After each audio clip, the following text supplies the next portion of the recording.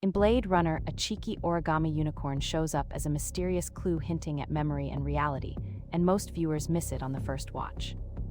The playful moment pops in a Moody Rain scene when Gaff folds the crane and leaves a silent message about what Deckard truly remembers.